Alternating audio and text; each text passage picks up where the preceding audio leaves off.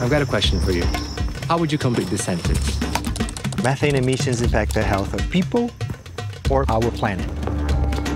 Climate change is really an existential threat for humanity.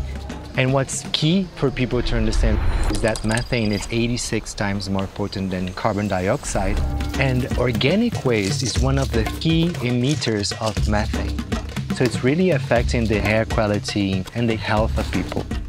It's a huge contributor to climate change.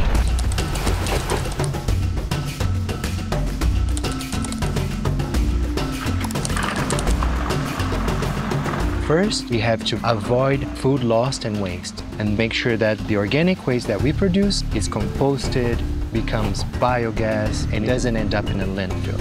And this is how we pull the emergency brake on the climate crisis, mitigating methane by composting the food that we waste. And we can do this everywhere in the world.